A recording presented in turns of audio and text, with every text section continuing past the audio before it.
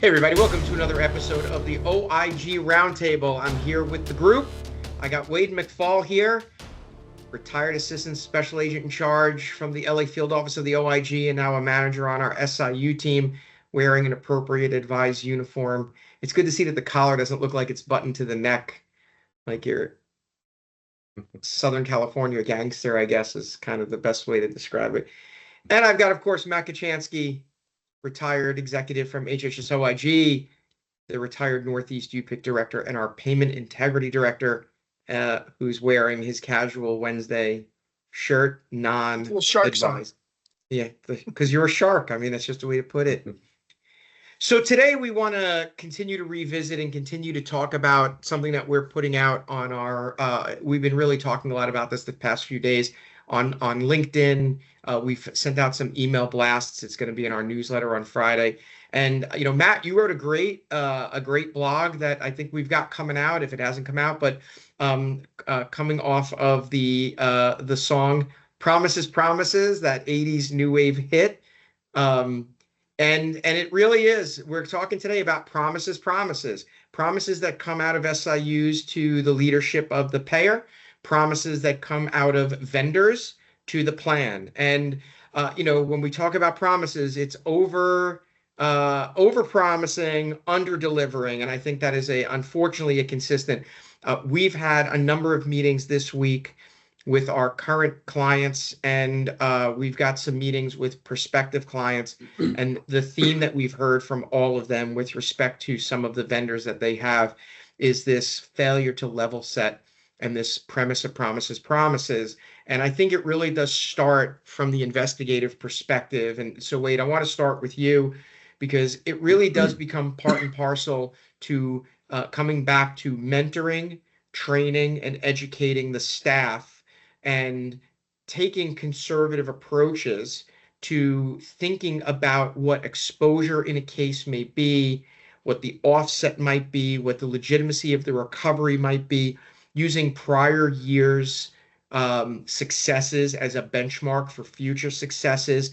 And the one thing that I want to start to talk about is, and let's talk about this kind of globally, but OIG and then relative is, you know, each year, right? You always have to come up with your predictions of what you think your stats are going to look like, your recovered dollars. And, you know, we took a very conservative approach in New York that unless the provider was under indictment and information had been filed, there was a plea agreement in place, a settlement was in negotiations, that we really didn't count anything other than those things. And the important factor of that is being sure that we weren't over-promising and under-delivering. And so, you know, the real piece of that puzzle is oftentimes when SIUs talk about exposure, and I always want to put that into air quotes because I think everybody's definition of exposure is a little different. And, you know, for us, I think we think of exposure a little bit differently than, you know, where a plan might think of exposure. But let's talk a little bit about the, you know, the expectation and that level setting and understanding what does exposure really mean versus what is it that people kind of think it means.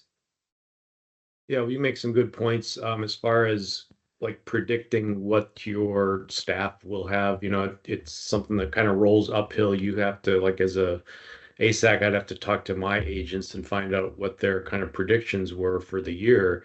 And that can be difficult because there's so many moving parts. And one of the things you have to look at is the timing, as you mentioned. You know, you're thinking that you might have an indictment or some charging document by the end of the year, and those things always get pushed back. Same thing with, we'll get into the exposure issue, but you want to have, you know, you want to come across as it looks like you're going to have a productive year when you're reporting up the chain, but you have to follow through, because nothing is worse than saying I'm going to have 20 indictments by the end of the year and you show up with 5. And there's a lot of reasons why that could happen, but you have to be conservative in that kind of prediction and take a real hard look at what your investigative plan is for each case over the year, and are you really going to be able to get to that point by the time frame of the whatever it is, the fiscal year, the calendar year. As far as exposure, that's another thing. We kind of look at would look at cases on two different angles from as far as criminal convictions and like recoveries or civil type recoveries in civil cases. But you brought up exposure, and a lot of times people get confused with that as far as you might have a case where, let's say it's an upcoding, just for easy, it's an upcoding E&M code that, and I'll use super basic numbers just to try and, I guess, tell the story. But if you have a case where, let's just say you're looking at $1 million was paid for whatever 99214 or something like that. And theoretically, your argument is that it was upcoded and it should have been paid at a lower amount. So instead of saying it's paid at $100, it should have been paid at $75 or $50. Let's say $50. So your exposure at the end is not really that $1 million that was paid for the code. It's really the difference between what was paid out fraudulently, but as opposed to what would have been paid if it was billed correctly. Now, this is just like one incident or instance, very simplified. But I think a lot of times, and I think we were probably guilty of that in the OIG at some points too, where you're talking about exposure. Exposure does not equal like recovery or what the total fraudulent amount is. It should be really the amount that should have been paid, or the amount that was paid over what should have been paid is really what your exposure is. And that's, I think, gets lost with a lot of people, but that's kind of a overly simplified way of kind of trying to understand what exposure is versus what just the total payment was. Right. Well, and part of that argument or part of that discussion is, let's use your example. A provider got paid $1 million for a 99214, and the allegation is upcoding. The exposure may not be $1 million. First of all, for part of the reason is, should it have been on 99212 or 99213? So the loss amount is really the delta, right, as you explained. But the other piece is that a portion of those services, right, I love to say this, but a broken clock is right twice a day.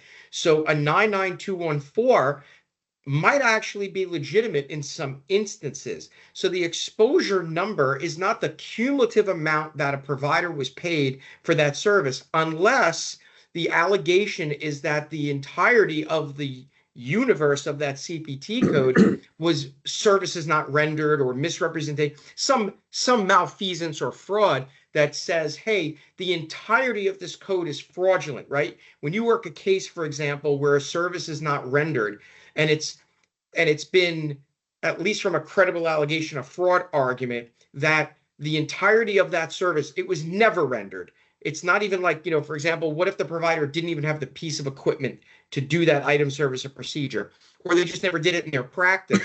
And the allegation is, that's the allegation. Then your exposure is the universe of the dollars paid for that procedure, right? Like I had a case a couple of years ago I worked on here at Advise, where we were working on a self-disclosure with a provider who was billing for an ocular implant for people who had infections.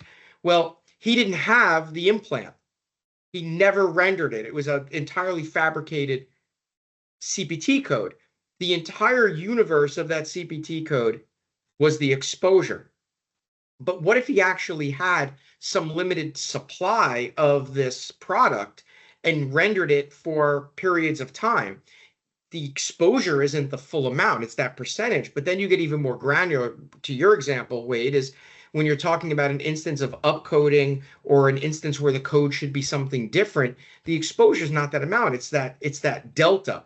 And I think that what the problem that we see is that plans are oftentimes indicating an exposure that is not, it's artificially created number, because they're looking at what they paid in total for an item, service, or procedure, for which they haven't even identified what percentage of that may or may not be accurate. So Matt, I want to go to you, because you wrote the blog, and you oftentimes when you write a lot of these, you do make a musical reference. You and I are both very interested in music, and you make a lot of relevant references to pop culture and music. And so Promises is really that. It's under delivering and over promising. And I think what really sparked us on this was we had a conversation with a plan SIU payment integrity team the other day. And they told us that one of the biggest problems that they have with their current vendor is this incessant overpromising and underdelivering. And we have found out that a number of plans have been getting similar overpromising and underdelivering. And in this one plan, there was a promise of something like 15 or 20 million dollars in recoveries last year, or identified exposure, and it was a $5 million year. And so they had 25%. You could look at it like anything else. Is the glass half full or half empty? They failed 75%, or they succeeded at 25%. I guess it depends, but that becomes part of that metric. And you got to be able to be successful by having things that are realistic. And not that I'm making this indirectly, I guess, a sales pitch, but your team has had some amazing successes, and you did it through conservative estimations of recovery to get to that point. Right. And very de-emphasized the recoveries. What we would promise, and what my blog is about, is you can make promises. If you're putting in a bid or an RFP, or you're trying to sell your wares to a plan as a vendor, you have to make promises. You have to make, a sales pitch, but it needs to be based on things you can control. You can't control restitution amounts because there are so many variables outside of the control of an SIU. The state or a U.S. Attorney's Office may take your biggest cases and you don't see them again. So, that restitution is off the table. A provider quits the plan and doesn't pay back the money. That restitution is gone. So those are promises you haven't kept because someone else's actions dictated the bad or the negative outcome to your promise. What you can promise are the things you can control. And this is what we promised to our clients is we are going to give you quality work, and we have the processes and methodologies and quality assurance methods in place to ensure that quality work is in place. We are going to do it timely, and here are the metrics that we are using for our timeliness in terms of how long it's going to take us to look at a lead, how long will it take us to do a medical review or a coding review or audit of a medical record, and how long it should take us to complete the investigation and identify the overpayment or not.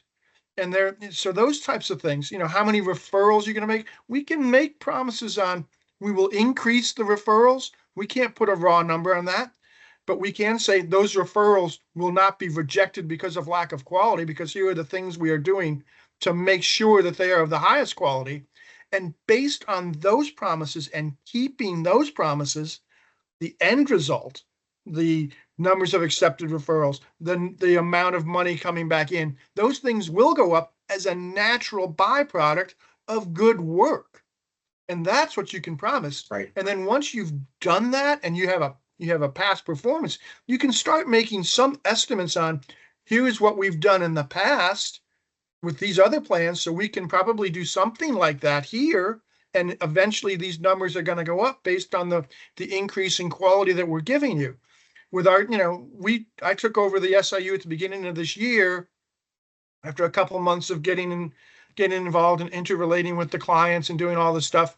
We've identified $5.6 million in overpayments that we are now, on the road to collecting. Will we collect all of those? Probably not, but we've identified them, and now we're using our resources to collect them as we identify more. And that is, it's a large increase over what we were doing before. And it's because of these things that we've put in place. And we promised nothing more than that to these clients. Now that they've seen the work that we're doing, we believe that the recoveries are going to get more and more because we've got this process down.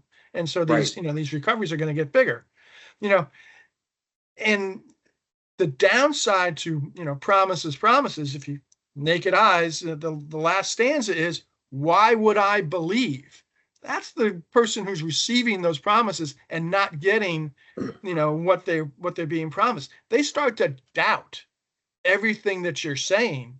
And pretty soon they're going to have conversations with other vendors. Like Eric's been having conversations with these clients saying, we got people that are, they're routinely over promising and underproducing. That's the Right. why, what I believe, they're going someplace else. Well, and then, that brings, the point that you make, to me, the most important point is your past performance, your past experience is an indicator of your future success. And one of the things I think is important is that what an SIU can really do is look over the past 12 months, 24, 36. What has been your average recovery percentage, not dollars, because every case is different. On average, you identified X number of dollars as being at risk. You recovered X minus, because it's never dollar for dollar. What is that as a percentage of the whole? And that should be your indicator for future performance. Because if you do it on a percentage basis, if you recovered $1 million and that was 50% of your exposed amount, and next year you're looking to recover $2 million, but you still keep your 50%. Your dollar amounts are going to grow, but your percentage is going to grow. And you can have an apples to apples analysis because you're keeping things consistent. Your methodology is consistent, all of those pieces. And then you're not over promising and under delivering. Now, part of that is that as a vendors are going to overpromise and underdeliver in those cases. It's up to the plan to hold the vendor accountable. Like you told us 20 million. And one of the questions that I would have is, how did you get to 20 million or 15 million? How did you get to that number? What did you have as your actionable intelligence to get that? We have a plan that we do medical record reviews for, and we cannot stress the value of record reviews. This one client, this year alone, we have identified overpayments in excess of $12 million from the time period, I believe, of April to today. We're just about at $13 million. Last year, they had a 5,700% ROI. It sounds insane, but last year they had a 5,700% ROI. How was that calculated? We looked at what they paid us as a vendor relative to what we identified as overpayments. It was 5,700%. Now, are they collecting all of that money as you identified, Matt? Probably not. But even if they collect 50 cents on the dollar or 40 cents on the dollar, their ROI is through the roof, just for the portion of work that we did.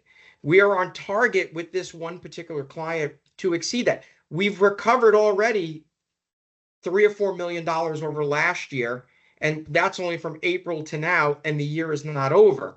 And our record review, now granted, we're also hitting larger dollar fraud schemes, right? Genetic testing, laboratory schemes, DME, home health, hospice, we're hitting the big ones. But the nearly going on 6 million that Advises SIU has identified in overpayments is really fairly substantial, considering that some of our client mix include very small plans in New York that are required to have SIUs, where we're talking about 20,000, 30,000, 40,000 members. And so, the expectations are going to be in line because we're finding these, and those promises have to be with, we're relying upon what we've done in past years. We go back to some of these clients and we say, if you had a bigger budget for more medical record reviews, this is what you're going to see. So, it's an important piece. So as we wrap up, and we've been going for a long time, because this is the bread and butter, right? When we really get down to it. Wade, I want to go to you, because one of the biggest things that always happens is, projections are always missed. OIG, we always missed projections. I can't tell you how many times, you'd be at a meeting and we would hear management say, hey, they wouldn't call you out by name, but they'd say, hey, we're halfway through the year and everybody projected that they were going to have X number of dollars, X number of this. We need a recalibration. You shouldn't have to wait 6 months into the year to have those conversations. You should be scrutinizing as you're looking at each case and being willing to go back and have conversations with leadership about, hey, I know we thought that this exposure was $1 million. It's really not, and here's why, right? making sure that your promises promises. It's not to say that you can't have a change in your position, not to make this a political thing, but politicians change their position because of an evolution of belief, understanding, theory. Sometimes they have a change in their policy just to make people happy, but generally speaking, right? It's that level set should not be something that's discounted. People should be able to go and have conversations with their SIU leadership and amongst themselves to have those recalibrations while the investigation is going. $1 million today could be $100,000 tomorrow just because the facts change. Right. And as long as the change is due to circumstances that are typical for an investigation where things are changing all the time, and as Matt said, it's things you can't control.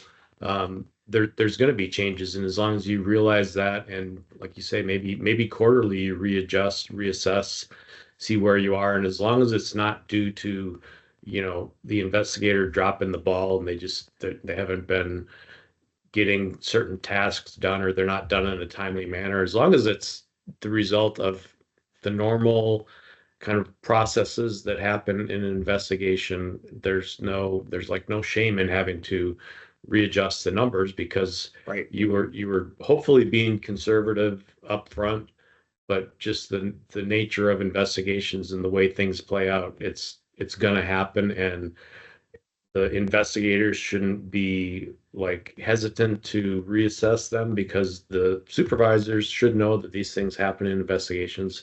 It's just a matter of staying on top of where it is and where it's going. And again, it's as long as it's things that happen naturally and are expected to happen in investigations, it's fine, as long as it's not based on a lack of output work from the investigator, or even like a bad Right. even if it's a bad investigative plan, reassess it, get it back on track quarterly, and don't wait till the end of the year when you've predicted X amount and you've got 25% of that. Right. It's just a matter of keeping up with it. And it's going to get back to case management and documenting. And when you have that recalibration, you should be writing something to the case file to say something to the effect of, as this investigation is progressing, this recalibration is occurring, and here's the reason why. I think for me, the big take home is always that the word exposure should never mean the entirety of the universe of what the code was that was paid, unless the allegation includes a service is not rendered or misrepresentation or some plus factor that shows you that the entirety of that code is fraudulent. Unless you can demonstrate somehow that the entirety of that code is fraudulent, your exposure is not the full amount. Your exposure is the delta. If it was a different code, it is not the full amount. And there has to be a tectonic shift in the way that we, in the payer side of investigations, look at that. The OIG, we never looked at the exposure as being the full amount. We would get those referrals from the UPIC or the ZPIC or whoever it was at the time. And we always looked at that number with a grain of salt, because it could never be, unless the facts of the case supported an allegation entirely of services not rendered, not partially, entirely, or a misrepresentation to make it a covered service when it's uncovered, but some plus factor. The universe is never the exposure amount. And we could debate that forever, but I think on the payer side, where it becomes an issue is when somebody thinks that the exposure is $1 million and they go and they recover 100,000, and someone is saying, hey, you fell short by 90%. Did you fall short of 90%, or was there, as Wade, you put it, was there this recalibration? And the amount is not $1 million. Maybe the amount is 150, and in that case, you recovered $100,000. You recovered 66% of versus 10%. And that goes a long way. And you're not juking the numbers or manipulating the numbers. You're level setting to what it should have been. So ongoing discussion. And as a vendor, we want that challenge. We're not here to overpromise and underdeliver. We want to make legitimate numbers. We want to make them work, because when we have a contract with a client that goes 3, 4, 5 years, we want that contract to last and be renewed. We don't want somebody coming back to us in a year and saying, "Hey, you didn't live up to your expectation." We're seeing that with some of the, some of the firms that some of the payers that have reached out to us are reaching out to us specifically because of that. So, be honest with who you're, be honest with who you're potentially dealing with, and you'll, it may go a long way. So look out for the blog. It's out there. Promises, Matt Kachansky's musings. Also at the great Naked Eyes tune from the 80s. I guess, if you listen to 80s music, you'll get it. If you don't listen to 80s music, well, YouTube it for you kids out there and enjoy listening to some Naked Eyes. As always, Child of MTV. That's it. That's it. So as always, good important stuff. Continue to get our newsletter every Friday. It comes right to your inbox. You can get all of our weekly podcasts. LinkedIn Live yesterday was a great success that we did the other day with Dina Bland. Phenomenal success. We had a lot of people on that. Our YouTube channel is getting a lot of subscribers. You can get all of our prior podcasts, LinkedIn Lives on our YouTube channel. You can subscribe. As well as the newsletter through Advise Health, ADVIZE health.com. You can get our newsletter there. So until next time, we will see you on the next OIG Roundtable. Take care, everybody. Thank you all. Thank you.